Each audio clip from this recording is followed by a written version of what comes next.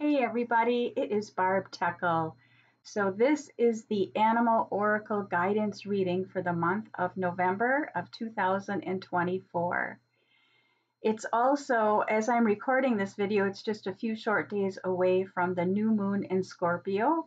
So we are in Scorpio energy, which can be some intense energy to be in, along with the collective of what's going on in the planet right now at this time. So I have no doubt you are feeling the intensity as I am, but I hope that the reading today will offer you a soft place to land, give you some thoughts to ponder, help you shift some perspective, and just maybe move into a softer place to try and rest during this intense, not only with the new moon, but really for the remainder of the month. If you are aware of astrology, we are in the last degrees, the last few weeks of Pluto being in Capricorn, which can have some very strong energies. If you're not familiar with that, I will put a link below of one of my favorite astrologers. There's many out there. Actually, I'll put two. I'll put two links to two astrologers if you want to check out that, just to help you as well for this month. So please do stick around to the end of this video today because I have a special announcement that I want to share with all of you that I'm really excited and happy to share with you. So please stick around. So yeah, this new energy and not new energy, the energy and we're in right now and it feeling quite intense. So while it can feel intense, it's also an opportunity to remind us that we are here to step into our own power. So while yes, it's intense, it's also a very magical time. It's also a time where we can tap into these energies to help us transform into the next evolution and the next step of who we are individually and who we are as a collective. So I really want you to hone in on that and remember that, because that's what this reading is about, is stepping into our own power. And how do we do that? How do we continue to do that? So I'm just looking at my notes here. So it's also about understanding what our blocks are, what the shadow aspects are of ourselves that perhaps we get that are hidden or we have a hard time looking at. So it's looking at the blocks, and it's also about embracing what do we really want? How do we really want to move forward? What do we really want our lives to look like? And that really is about owning it without guilt, to be who we truly want to be without feeling guilty about that, to shine our light bright, because that is why we're here. So I asked 3 different questions of the cards, and today I pulled the cards for those questions all from my deck, which is the Animal Reflections Healing Oracle. And then for the pick a card, I've picked 3 cards, so you can think about a number 1, 2, or 3 that I will share after I've shared these 3 cards, and that will be your personal specific message in regards to how can you step more into your own empowerment. So the first question I asked the cards was, what do we need to release? What do we need to release? And the card that I pulled is the manatee and breathe. And at first I thought, well, I don't think we need to release breathing. I don't mean that like so lightly, but the more I thought about it, I thought, oh yes, what do we need to release? We actually need to release being so constricted. And when you think about these energies that we're in and that we've been in, that we've been moving toward in this year, there's so many intense things on a collective level. And some of us may be feeling in this tight, constricted space. And so we're holding that. We're holding this tightness within us. And we may also be holding or constricting this tight hold of an idea or a belief. And we may be being challenged to look at how can we re-look at those beliefs or shift those beliefs. So I really feel like the message from Manatee and Breathe around what do we need to release is we may be holding our breaths. We're constricting ourselves. We need to let that go. We need to open that up more and remind ourselves during these really intense times to breathe. This has definitely been a theme in my life as someone who has had asthma since I was 6 months old. Is that is what happens sometimes for me is, well, a lot, I should say, when I feel challenged, I'm constricting, I'm holding, and then I can't breathe. That's how it comes out. So really pay attention to your breath when you feel these moments of intensity. It's one of the best things you can do when you are feeling intense is to just take time out. You know, we tell our kids that we give our kids a time out, right? We need time. We need a time out as adults to go find a quiet place to sit and tap into our breath. And just that's all you have to do is just listen. Just listen. Just breath in and breath out. Breath in, breath out. I believe Thich Nhat Hanh was somebody that taught that's the simplest thing you can do is breathe in, breathe out. And just maybe just say that with each breath and without. And then as you breathe out, and then eventually just follow the rhythm of your breath.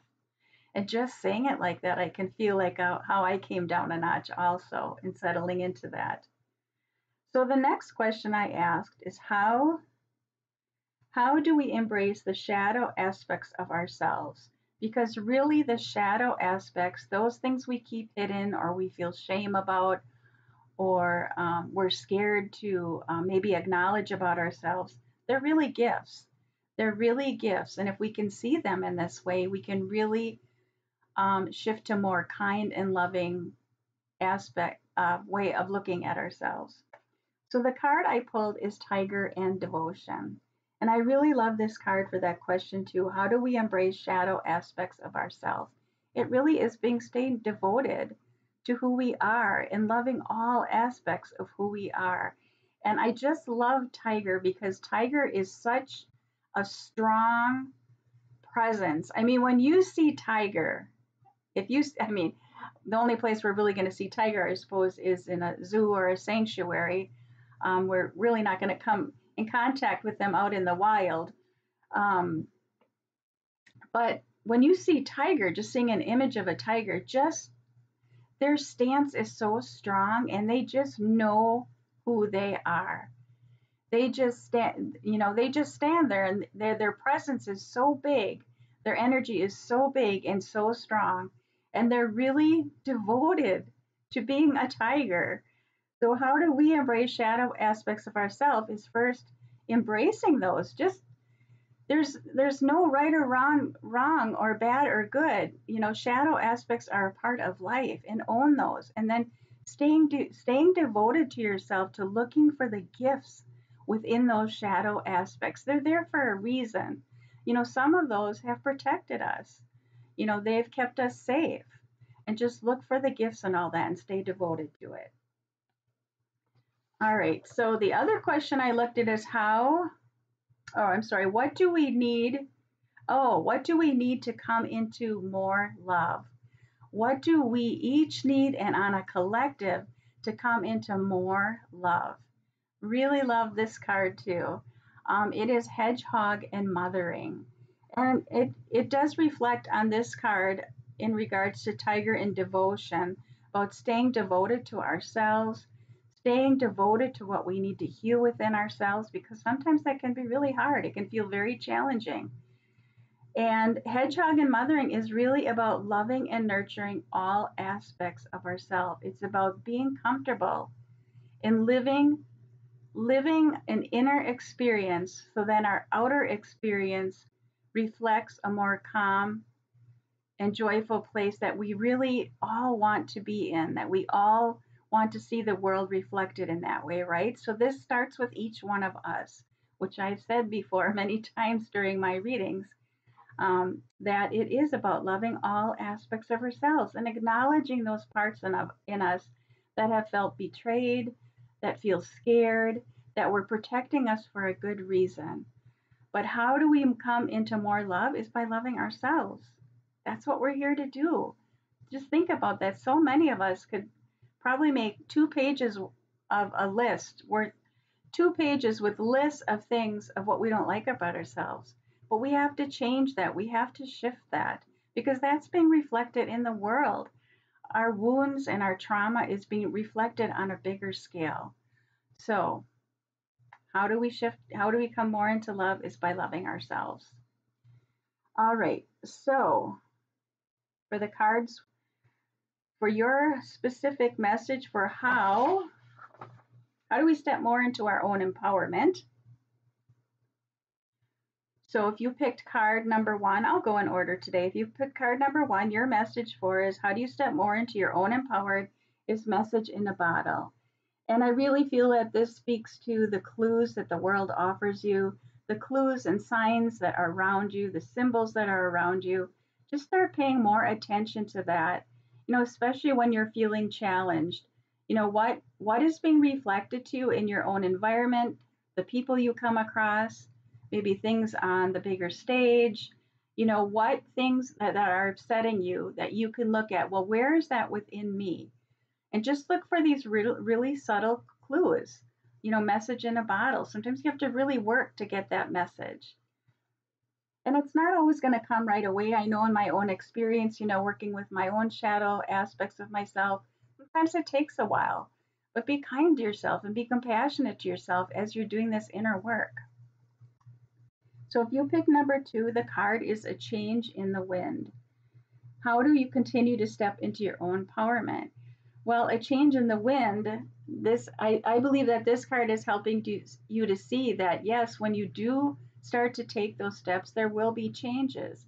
And sometimes change can feel scary because we don't know what that is going to mean. Our relationships in our life going to change? Does it mean something else is going to have to, something else is going to change because we ourselves are changing? But a change in the wind can be good. As we step into our own power, that does mean some things are going to fall away. So get comfortable with being okay with that change that is going to occur. And then if you pick card number 3, stepping into your own empowerment. And the card is not for you. And these cards are from the Wisdom of the Oracle, by the way. And this is one of those cards in this deck that will oftentimes trip me up. I'll be like, okay, so it's not for me to step into my own empowerment? No, that's not what it means. Not for you means it is not for you to play small. It is for you to step into your own empowerment. It is for you to release those things that no longer serve you, that just no longer fit. And you know what those things are. If you really sit with it, they will bubble to the surface. And really paying attention to what those things are. What is no longer for you? What is no longer for you so that you can step into your own power? Those are the things to look at. All right, so I hope that reading was helpful. And my special announcement is I'm really excited to share this with you. I've been thinking about this for a very, very long time. I absolutely love sharing the wisdom of animals and the wisdom of oracle cards. My own journey and my own experience has been working with oracle cards and animal wisdom and journaling has really helped me grow in ways I could have never imagined. So I would love, love, love to come together in circle and share more animal wisdom and share oracle cards. And so I'm starting a monthly membership where you can join me once a month and we will share what's on our hearts that month. And we will also pull oracle cards. I will work with many different decks that I've collected over the years. And what I will try to do during the monthly membership circle is to, listen to what's on our hearts. And usually there'll be a common theme. And then we will pull oracle cards around that, which will include some animal oracle cards as well as other decks, like I said, that I have. And then we'll have time to journal and reflect and ponder, what do those cards for that month mean for me specifically? And then we'll have time for discussion and sharing. Because more often than not, when I've been part of circles such as this, that is the most valuable time for me to hear where others are in their life, to hear, what the cards reflected for them, because oftentimes there's a little nugget of wisdom in there that's just for me as well, that helps me to continue on my path of walking this inner journey. So, yeah, I hope you will join me. I was just looking to see if I had more notes on that for the monthly membership, but I'll put a link below. There'll be much more information there. There are some benefits to joining the group, with 20% off one-to-one readings with me, 20% off my oracle deck. Can't remember what the other benefit is, but you can check that all out below in the link. And this will be done through Patreon. And then each month I will send you a link to join in the group. And we can also connect during the month on Patreon, where I will share the cards pulled for the month, so you have time to reflect further as well. So if that is something you're interested in, I would love to have you part of the circle. And it would be a way in which I can support you and we can support each other. And I just think that's so important right now, to find a group that you feel safe with, that you can share what's on your heart, and you can also grow and evolve with like minded souls. So please do check it out if you find that of interest. All right, everybody, wishing you all the very best this month of November. Continue to breathe, tap into your heart, keep your heart open, and just do everything that you can to love yourself and to love those around you. That's what this is all about, right? All right, take good care, and I will see you again next month. Bye bye.